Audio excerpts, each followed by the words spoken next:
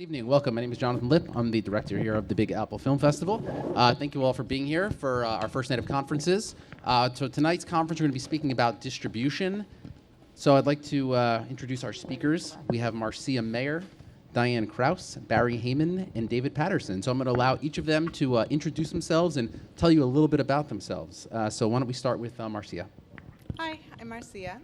Thanks for coming out on this rainy, rainy night. I am. Make sure you talk. Oh, can everybody hear me? Okay. I'm a producer. One of the films I produced is screening tonight. It's called Inez and Doug and Kira.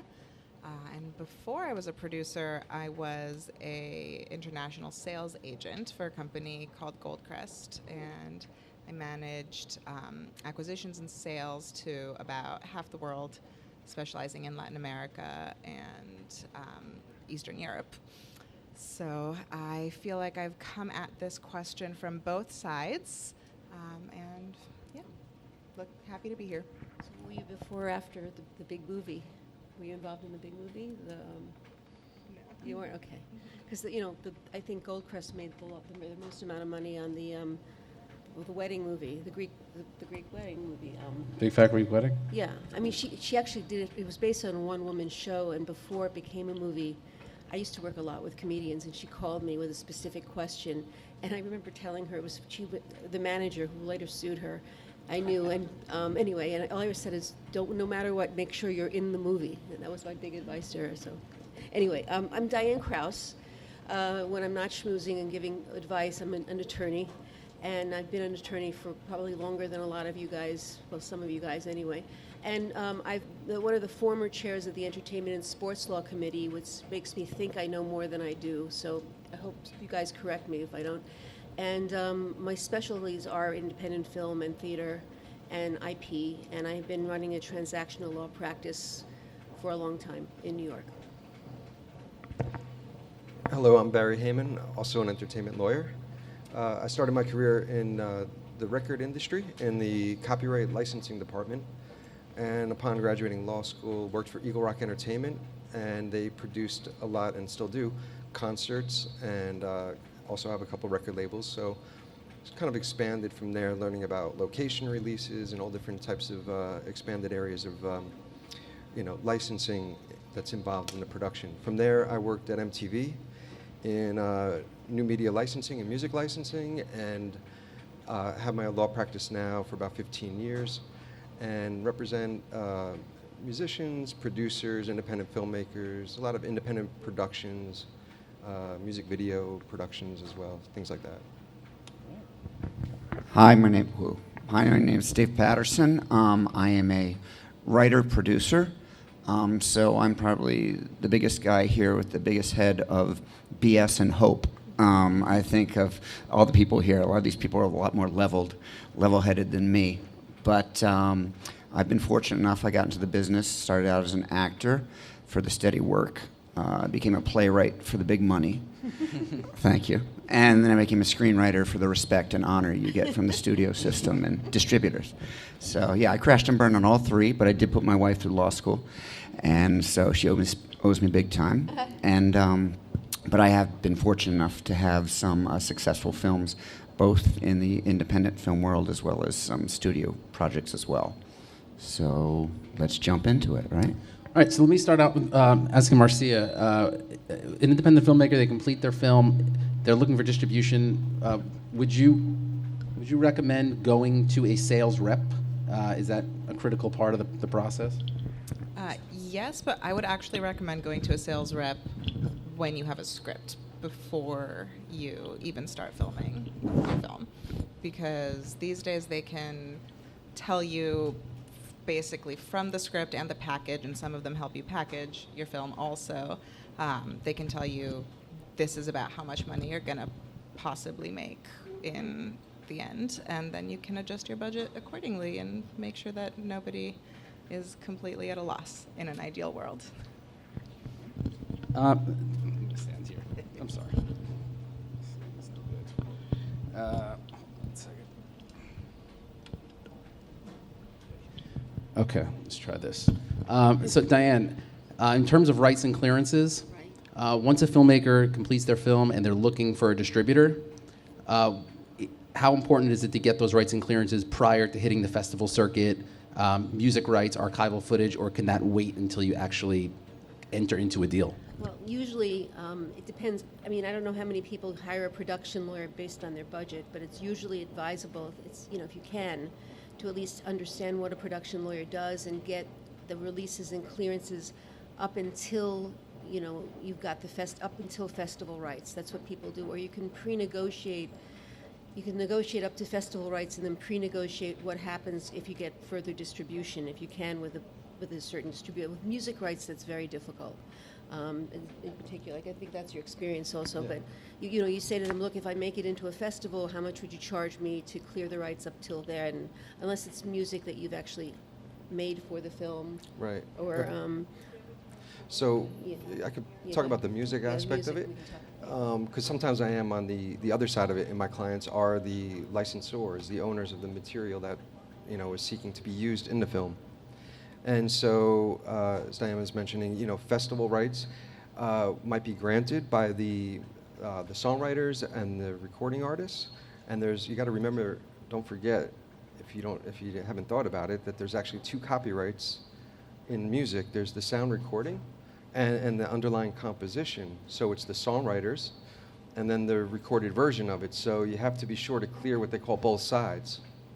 And so when you get festival rights, you have to be sure to go to the sound recording owner, typically a record company, and the music publisher. Were you going to add something? Yeah, unless you want to re-record the song, in which case you just have to go to the underlying owner of the song and not the actual owner of the master. Right. That's expensive. Yeah, I had a film at Sundance back in '05, and we had 4.5 seconds of a song. We didn't even get clearance. I just said, it's not going to be a big deal. They wrote you a letter. And it was a song called "Oh What a Beautiful Morning" from Oklahoma. Oh, yeah. It was only 4.5 seconds. So then we changed it. And so when we decided to get clearance, we contacted the Oscar and Hammerstein estate, and they said it's going to be $50,000, $25,000 for the lyrics, Right. and $25,000 for the music. We didn't use it, by the way, but it was quite a wake-up. I was thinking, it's 6 seconds. What's the big deal? It's a really old song. Who's going to care? And oh yeah, people care. Well, sometimes if you can up front, you try to get festival rights either very inexpensively or at a low price. And once maybe the production might be sold, then you can, do what they call like a step deal, where if you were to, exercise your option to use it more commercially, then you would be responsible for paying the big bucks. Right. To your point about using that 4-second song, if you re-record that 4 seconds, then maybe you don't have to go to the sound recording owner. You just go to the publisher of the composition, and you pay independent musicians to record the track, and you can get it as a work for hire. So you'd pay someone $500 versus $50,000, for example. I mean, there's some very famous stories. There's one about the movie Dragnet, which came out a long time ago with Tom Hanks, but I know from the producer, they never really cleared the song with the television show, the dun, dun, dun, dun. So they had to spend a fortune by the time the movie was made to clear it from the owners of the song. So that was the joke, and every time I think it was Dan Aykroyd and Tom Hanks kept going dun, dun, dun, dun, because they knew how much it cost them to clear the song once the movie was made. So there are some, famous, we call them like lawyers' pipe dreams, but there are real stories of people not clearing the underlying rights properly, but when it's too late and they have to clear the rights, and there's hold-up times. I've also done a couple documentaries. In a couple years, I was brought on for a documentary called "Don't Stop Believing: Everyman's Journey," and it was about the homeless drug addict from the Philippines who became the lead singer for Journey. Now, it was a very successful documentary, won tons of awards, but when they brought me aboard, I was asking them about music rights. And they're like, oh, the band gave us full clearance for the festival. Anything at festival is free. And I was like, well, what about once we sell it? Because I know we're going to sell it. And they're like, well, they said they're going to be cool. It'll be cool about this. And this is one of those things where you come in later on as a producer and you go, oh, okay, let's see how cool they are. And they were very nice, the guys, very cool. Once we got our first nibble for sales, the budget of our documentary quadrupled. And let's just say we were already in the hundreds of thousands for this documentary. And so then it went through the roof because, of course, they wanted they wanted to make sure that they got their penny.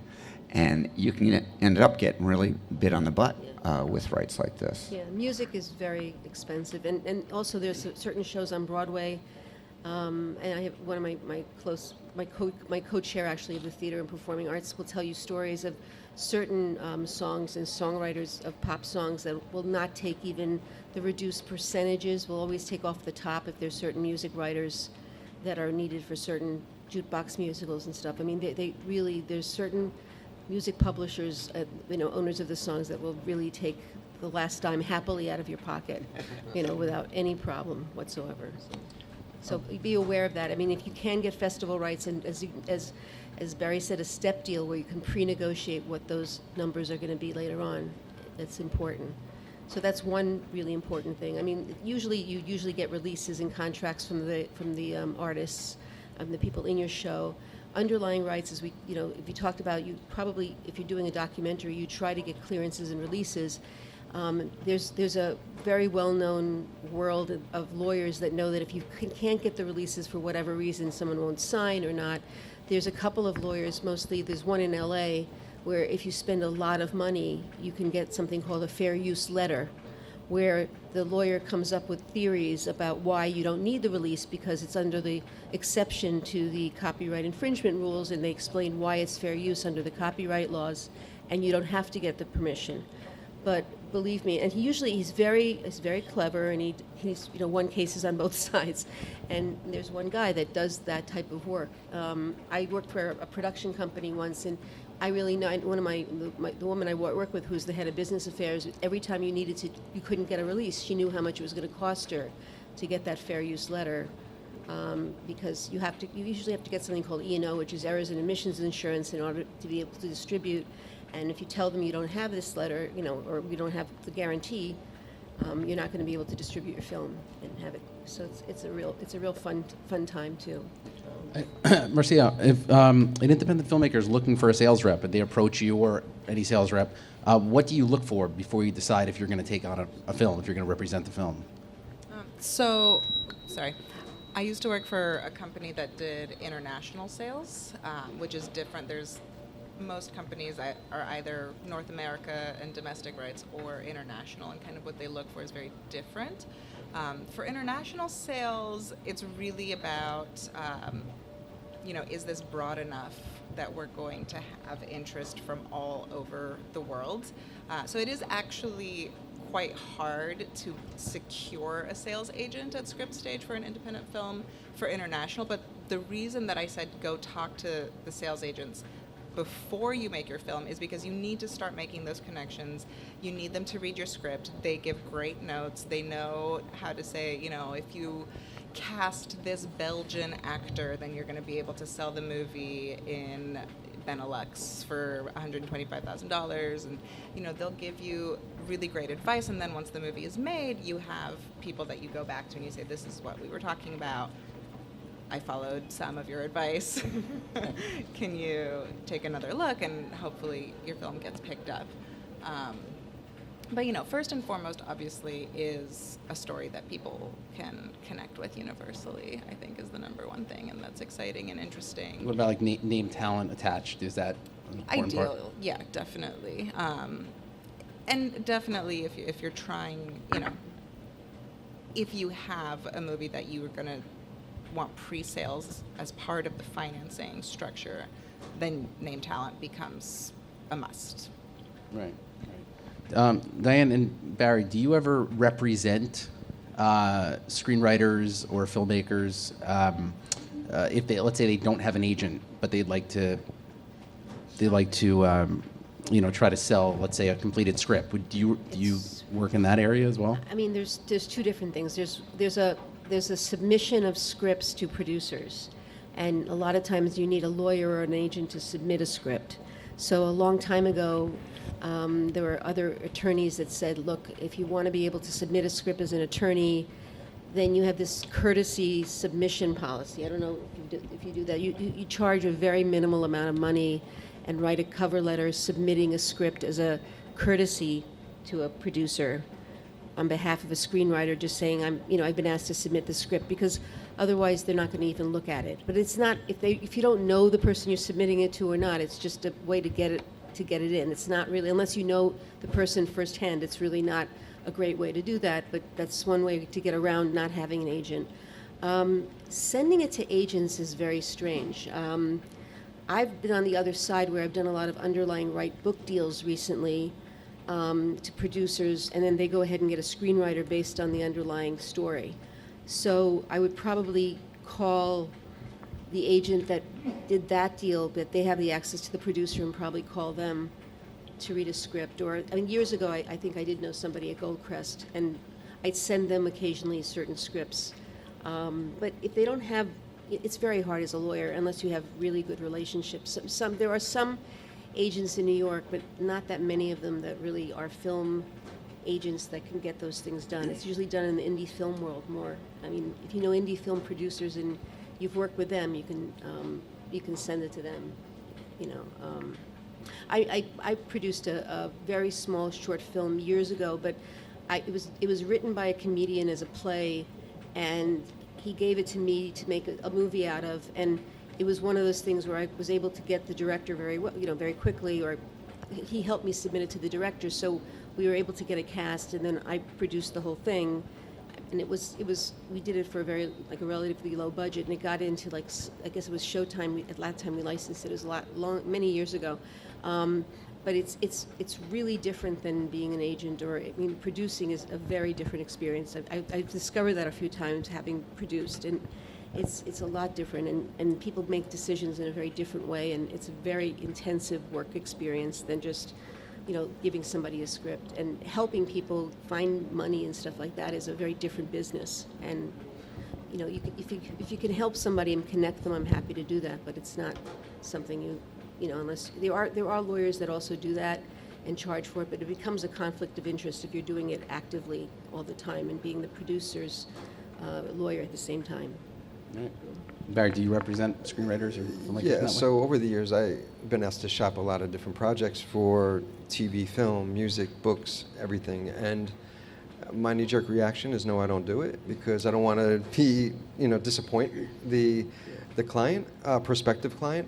And I just tell them it either happens naturally based on my relationship with the client over time of working with them on the contracts, and that I have a right relationship, that I know someone. I don't do cold, submissions myself. I don't think they're that effective, and I don't have the time. I'm busy enough with the contract work, so, unless it's the right opportunity or I'm involved in a deeper way because of some passionate, really close to what I'm interested in, then not necessarily, no. So David, let me ask you on a separate note. So you've worked in the independent film world. Your first feature film, Love Ludlow, based on an adaptation of a stage play, which I believe you wrote. Yes. Yeah. Then you developed it into an independent film, premiered at Sundance. I know it got a great review from Roger Ebert at the time. Sold it to Starz, Warner Home Video, right? But then some years later, you worked in the studio world. Bridge to Terabithia, Great Gilly Hopkins. What did you find more challenging in terms of getting the film made? Was it the independent, or was it working with the studios? The basic rule of thumb is if the movie's $100,000 or $100 million, there are just as many headaches. It's just they're a lot more painful. It really is, making a movie, I think everyone agrees, is a very tough business. And the bigger the budget, the more people have opinions. And, a film is art by committee. It's really a matter of how big you want that committee to be.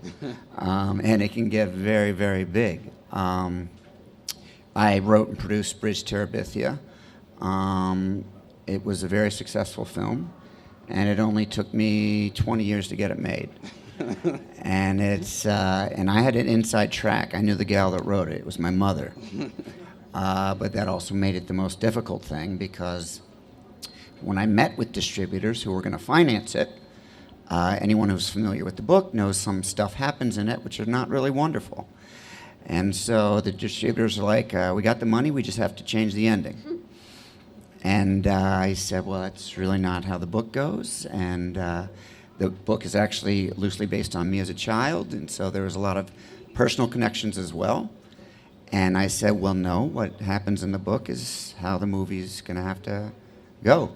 And I was approached by many studios, and they found me difficult and went away. And in fact, Disney had approached me in '92, and then they approached me again in 2004. And they said, okay, you can still be attached, and we'll let you sort of fool around with everything. And we'll let the bad thing happen. But it still wasn't fun. It's I knew the first thing that would happen as soon as the ink dried is they would fire me as the writer, which they did immediately. My first meeting in LA was at a huge room with 50 people around a table, and the guy at the end walks up and he goes, all right, first thing let's talk about is the new writer. Everyone went quiet. Everyone's head went down. The guy looks at me all the way at the end. He goes, someone told Dave we have a new writer, right? And everyone shook their head. He goes, you're going to love this guy, Dave. He's top dog. Everyone loves him. Everybody wants him. He's going to do the rewrite. They paid the guy $350,000. They fired him before his ink had dried.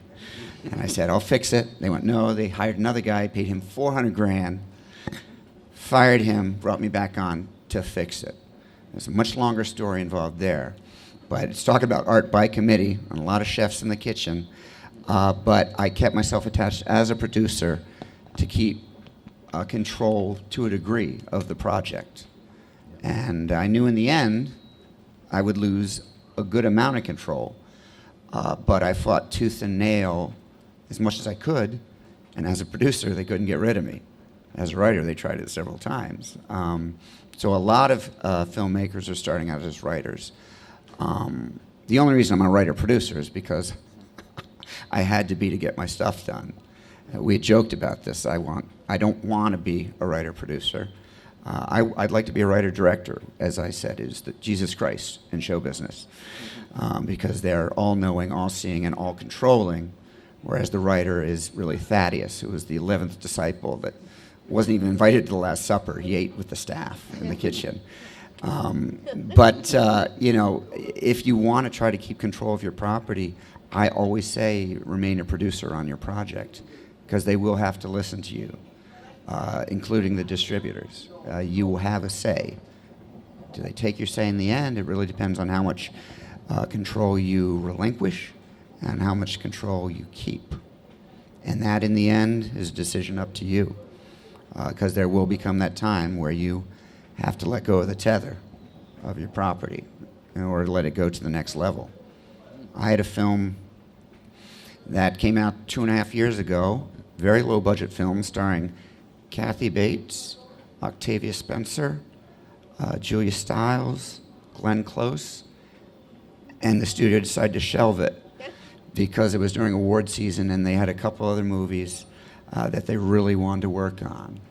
So they did a day-and-date released it in 20 theaters throughout the U.S. that you wouldn't even know if it was up there because it was in, the huge theaters, but it was like the 35th theater in the space, didn't even advertise it, but they followed their promise of a theatrical release. And, it was devastating to have these huge stars who are basically being shelved. But again, when it comes to distribution, in the end, you very rarely have the full say, and you have to let her go, or let him go, or let it go, however you look at your project. Does anybody have any questions for any of the speakers? Yes, in the back. How you doing? In regards to music, I'm currently post-production of a horror film that I'm doing. I have a couple local, up-and-coming bands. I got them to give me, full releases on that. Do I need anything else, or? Well, They basically said they wrote the song, it's theirs, they're looking for exposure. So they said that, they'll say, hey, no problem, we give you the release, we're not no copyright infringement, nothing against you. Right. So if it goes, we all make money together. Yeah, so, Seed license. right, so it depends on what that release actually says there. If it depends on what the writing is. I don't know, did they specifically make you for the film, or is this work that you? We we asked them to, they were friends of the families. Okay. So we kind of asked, they said, hey, well, so-and-so's in a band. I said, what kind of music do you have? So we were looking for a specific Right. sound. They sent it to us, we liked it. They said, hey, can we use this in a thing? They Okay. said, sure, so we sent the release. They signed it, said, yeah, no problem, I wrote it, you can have full release on it, full copyright and everything else for, Yeah, so typically, you wouldn't get copyright on it, you would get, There's a it's called synchronization license. a sync license. Yeah, right, so Right. as long as, that there would be no copyright infringement, that Right. they gave us full permission to use. Right. as the long sync as that license is paperwork there, yeah. specifies that, they grant you the right to use their sound recording, and if they, hopefully, they also wrote the songs too, right? Right. So they 100% own both the song and the sound recording, and they can grant you the right to synchronize it with the film. Now, you might want to use it and to publicly perform it too, like let's say on broadcast. So that would be part of the sync license. Right. And I don't then- know if you'd want to Right. distribute it on video, but that's a separate right that you would need as well I mean, for the distribution. The distributor probably want to see the paperwork and may have some modifications And they want. that they may want, but if you're, That's yeah, I mean, there's certain papers that, there's certain documents that go with film rights. Yeah. Yeah, there's a book that I co-wrote co-edited that has all these different, there's a lot of different books of entertainment forms that have all those type of, you could find a sync license. There's also one, what's the name of the guy, Kaminsky, I don't think he's alive anymore, but there's Kaminsky's, this business of music, they have sync licenses in there also. It's not that hard to find a sync license for a motion picture. You could get the language. Or get a lawyer, yeah, I mean, we do them for the movies. Usually in your retainer with a lawyer, they'll say, we'll do up to 3 sync licenses for 3 music, three songs in any Yeah. And you're in going to any want film. perpetual rights. You don't want to do a limited 3-year license. You Yeah. want to not just have U.S. rights. You want Right. worldwide rights, because distribution is typically worldwide these days. It's in every and all medium. So you got to be careful what the sync license says. You want it as broad as possible, and you want to make sure that you can exploit it in as many ways as possible. I don't know, soundtrack album rights. There's Right. so yeah. But that should be the types of rights you would need. Yeah. Mhm. Any other questions? Questions? Yes. So at the beginning, you guys mentioned that there are, like, once you start distributing, or once you're finished with the project, so you'll have festival rights. Is the next step distribution rights, or what are the other type of rights that you need? Festival rights and then distribution rights, any other kind of rights or clearances that are necessary? Well, when you do a deal with SAG, for example, you get a contract. Usually they set forth all the different amounts you'd have to pay them depending on what kind of distribution you get, depending on your budget. But usually what you do is you do that with every single person in your crew and your cast. So you'd clear out, but there are certain people that won't let you, won't give you rights past a certain point without further negotiation. Yeah. But I just wanted to give the tip of when you guys are negotiating these licenses, whether it be SAG or music or anytime you're negotiating something, don't start off by telling them, let's just do a festival rights. Like, you try to get the full thing first, Yeah. and then if they say it's $20,000 or something ridiculous that you can't afford, then you say, okay, how about for a festival right or something? But you always, you go for the gold first. Yeah. I mean, there's been movies where everybody works for scale except one person. I mean, there's one movie years ago, it was a $3 million budget, and one of the actors got $1 million of a $3 million budget. And everyone else knew it, and it got distributed. And so those are really difficult types of situations, but those are the type of things that happen sometimes. And I had one movie which got a slam dance release, but it was the same thing. One actor got a lot more money than everyone else, and it made a very uncomfortable situation because there's one person getting paid all this money and everyone else is working for scale. And yet I've worked on movies where it was Madeline Kahn's last movie. That's how long ago it was, where everybody worked on a cast pool and created a cast pool and a talent pool, and it was a very low budget movie, and then we just put everybody in that pool. Edie Falco was in the film. I mean, it was so you can do that, and just that way that if there's any money that becomes profits, everybody gets put into a profit pool. I think everyone up here will agree, getting a sales agent, getting a distributor is really, really hard.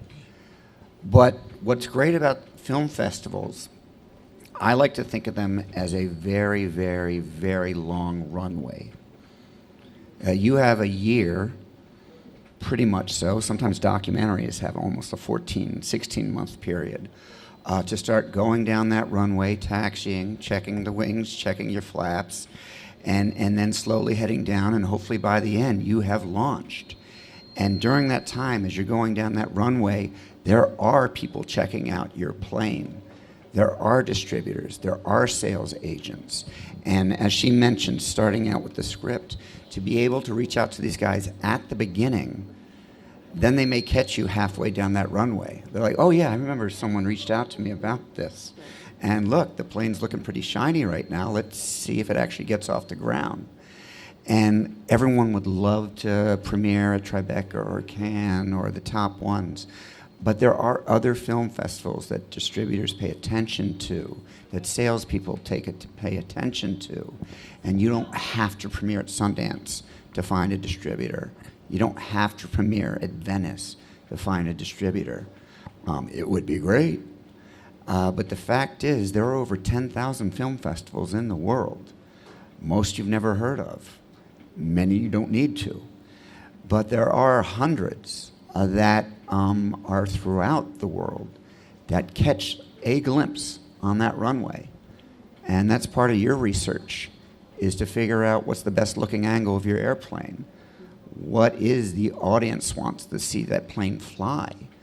This is your time to shine. And the end, of course, is the distributor. It is the sales agent. That's what everyone wants. But no, it's a journey. It's going to be a journey. For feature films, the average length is 7 years. And that's when they're just doing the diagram of the airplane. And some of those planes never get to the end of the runway. So it is a marathon. It's not a 20-foot foot race. So research is your best friend. Naivete can be part of your best friend. But ignorance is a very dangerous, dangerous element in this business. And so you need to educate yourself. And I just wanted to add one more thing to that, because that's a really great point about thinking of the festivals as a runway, is the distribution marketplace today is really, it's the hardest that it's ever been, basically. And so a lot of films aren't going to get a distributor. And that's just the reality. It's not a failure. That's just reality. And so now there's a new crop of people coming up. They call themselves impact producers or distribution consultants. I know one company that's called Fourth Act Films. I think it's a really clever name because it is the fourth act of your film.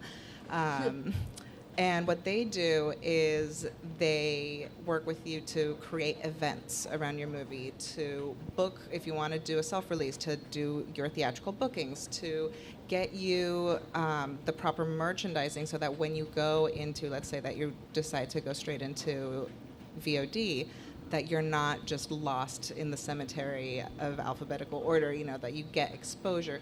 So there's a whole new, it's almost like a sales agent and distributor light all rolled into one. And they will help get your movie out there, because this is just the new way that films are being seen. It is the new fourth act of the film business, I think. Let's do a question up front here. Yep. I have a movie, and we have an investor that's going to bring 1/3 of all things. It's just a 300 table, right? And you were saying that we need to approach the distribution companies and sales agents from the get-go as soon as we have the script. So I was actually thinking of approaching sales agents right now, that we're going to have some money coming into the project. So my question would be, what would be the best approach? Like to try to talk to all of them at the same time, or go one by one? When one says no, I would skip to the next, or just approach them all at the same time?